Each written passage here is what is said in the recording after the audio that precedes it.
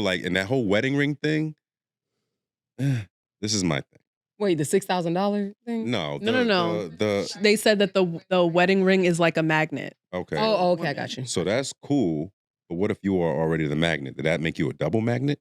Yeah, which means that you repel. Right? Don't two magnets repel with the same Only if they're on. Yeah. Right, but if they have the same So, polarization or I'm what, definitely gonna get whatever it's permission called. to do North this. and south side. Just But to if let it's you know, opposite. I will. I'm going to do this freaking what you call this? Theory? What would you call this theory? Experiment. Absolutely. And you know what? And I'll be allowed to, and I'll explain to my girlfriend. Right, we'll go out together because I have a completely different theory because I've never tried the ring on. All right, well, perfect. So do one with both, right? Experiment with. I was gonna let him live. With 2 different bands, the black one, and then the diamond one. Okay. I'm just curious to see if you attract different type of women for each, because for me it'd be like, my shit, all right, you better not come over here with just some regular old pussy. Like, you better, you know what I'm saying? You better do more for me, because I feel like listening to this, women will look for, and we're talking about a man in a relationship. They'll look for the vulnerability. They'll look for the weak spaces. They'll look for the point, the void that they can fill. Which is the regular band. The regular band, he might be like, okay, you know, but he got some shit on. They want you more. His wife might be spending on him too. You know what I'm saying? Like, okay, you feel what I'm trying to say? All right. No, I got you. I literally just proposed a theory the other day, and I was like, if you were out with your girl and she is just all over you, or like, you know, showing you love, affection, whatever, I think women want to see that and be attracted to that. Like, why is she doing that with him? As opposed to like, y'all are out arguing. She was like, he looked like he wasn't shit. Really? I think it's the You opposite. like arguing ass niggas. Like, No, this look like an easy poach. Listen, when I was in, quick story, when I was in law school, matter of fact, I literally talked to this friend on the way here today. He's like part of our like law school friend group. He would be like, Aaron, let's go hang out. Let's go eat some crawfish or something. I'd be like, shit, you paying? Ooh. And he like, I would hear him like talking to his friends like, yeah, it's just me and Aaron up here. Such and such is coming up here to meet us. I said, I don't even need to be here if such and such is coming. They be like, hey, women attract women. So sit down, enjoy yourself, have a good time. We gonna have some drinks, eat and kick it. Like, it's literally, I'm literally just there to, or whoever is wherever we're going. I think one time we were at like this restaurant called like Walk On, just popular in BR. And we're just hanging out at the bar. Huh? Oh, yeah, just hanging out at the bar. Just literally just like running jokes and probably complaining about professors. I don't know. But I'm literally there. And he said this straight to my face. I'm literally there just so like it will attract other women. I was like, all right then. Let me know if we linking next Thursday. It makes sense.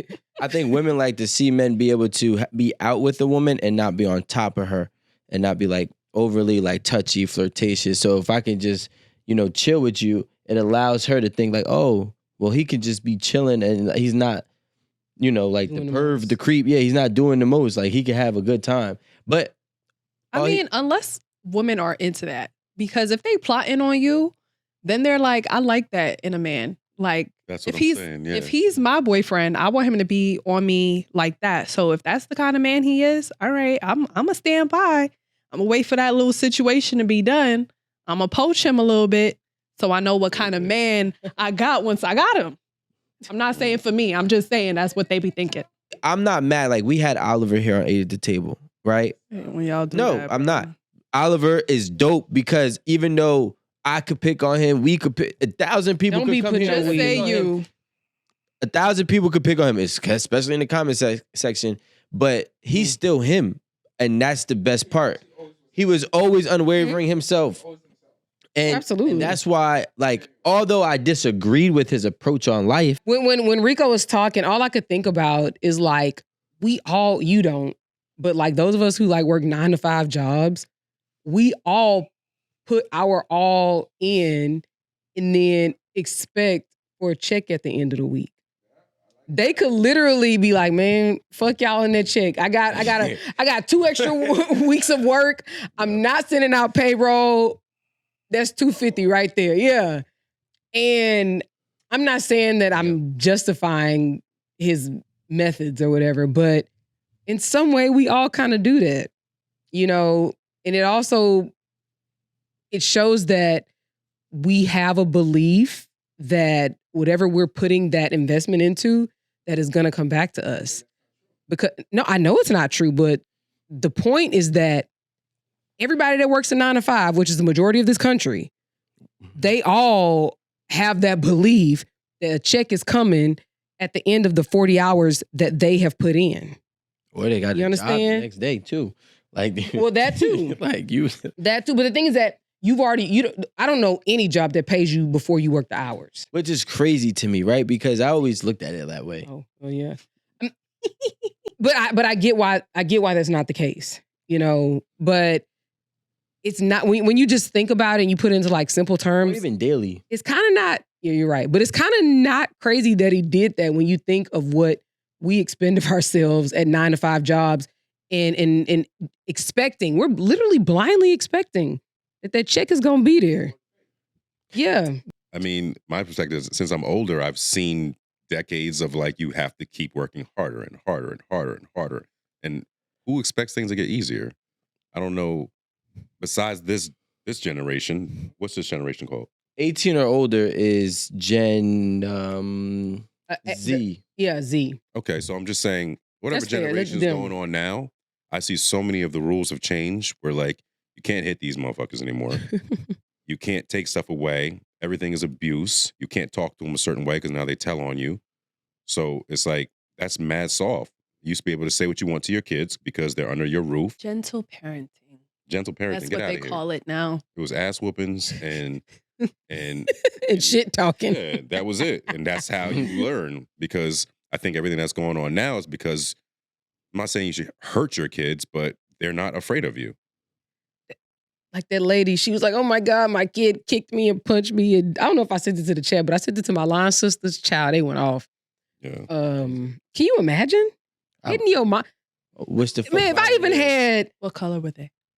oh, you know, You know the answer to that. Come on. You know the answer to that. I'm just saying, like that is wild. Even just the thought of potentially hitting my mama, even on accident when I was getting in trouble.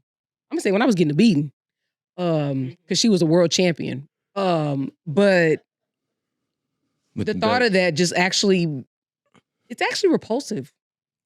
Because I already know what was gonna happen. Mm. I might have to stay home from school.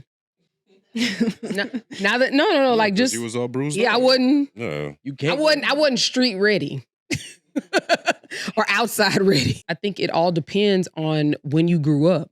I don't think maybe Amanda, but for the most part, I don't think any of us were raised by parents that were We were allowed to doing get beat. any sort of gentle parenting. I see signs all over the little mom and pop stores. Only 2 kids allowed at a time, to a point where they got somebody when school is out. They stand by the door, I've seen that. and they only letting 1 or 2 of them in, and all these little kids been congregating in front of. I'm like, God damn, it was like relax. But I think it's because I'm not gonna say I think I know these kids are bad, but a lot of them have badass fucking parents. I don't think it's the ones that like as much as we see. I don't think it's the one that has the gentle parenting that's actually very respectful and patient with their kid. I do know that happens, but it's usually the one that got the badass fucking parent. The mom that's twerking. The dad that's smoking the Black and Mild and blowing it, and the kid sitting right next to him. Those are the ones that I'm seeing grow up and become, the disrespectful, the terrible ones. And some of them still get their ass whooped. That's the crazy thing. I think it's like they're emulating their parents' behavior. I feel like parenting Makes sense. back in the day was more of a respectable, or like when you were a parent, you carried yourself a certain way with your children and without your children. Nowadays it's like you have a kid and you can still, I need time to be myself, and I'm like, what like you're still a parent, so I think that's not being taken into consideration when these adults are acting these certain types of ways, and they find it funny when their kid is doing the same thing that they're doing. She twerking. What? It'd be the cursing for me. Yeah. See, cursing, I could low-key deal with, depending, like I could deal with the correction process, right? But No, it'd be the parents laughing, like recording their kid because they just because the parents want to go viral. Look, I want to go viral off my kid too, but I'm trying to go viral off my kid just doing what I do, boundaries, perspectives, stuff like that. I work hard.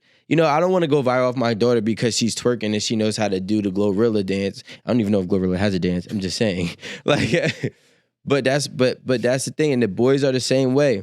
You know what I mean? Like, yeah, I feel like with Marie, it's easy for her to talk to her she be kid. manipulating them. Parents lie to their kids all the time.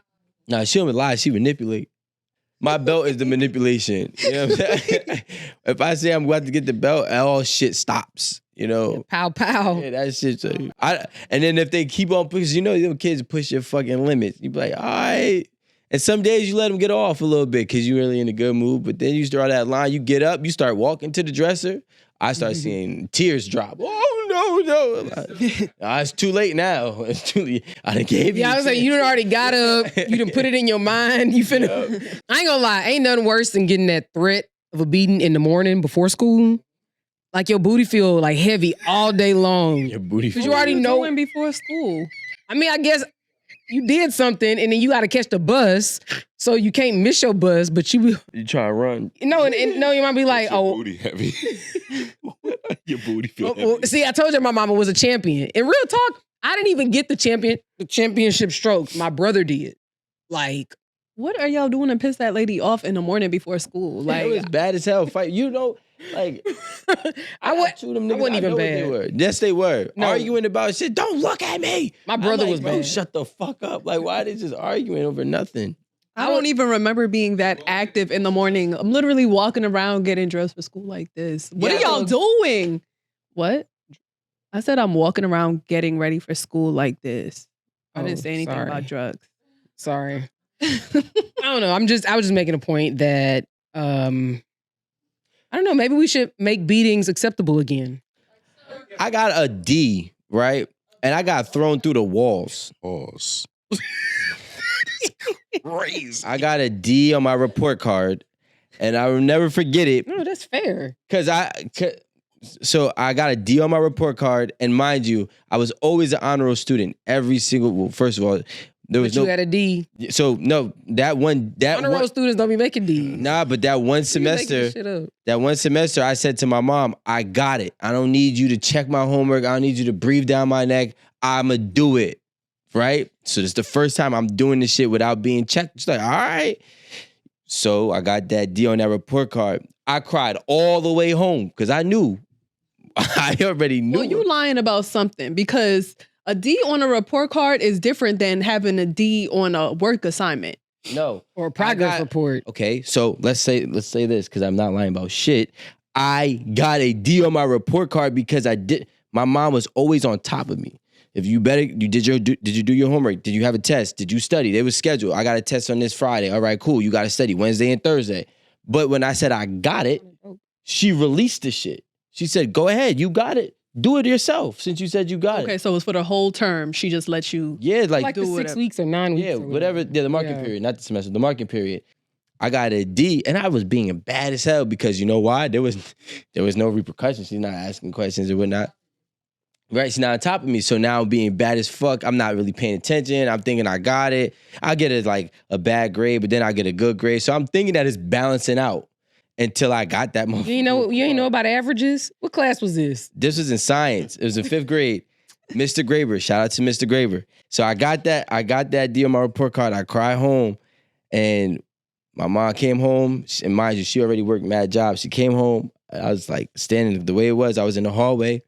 And I was like, I tried hoping that my sob story would make her feel a little bit emotional. Like, I tried to do it by myself and I just didn't do it. I got a D. My mom said, you got a what? Poof. I went from the hallway to my bed, through the wall. Like, last D I ever got. No Diddy. Right? Last D on my report card I ever got, right?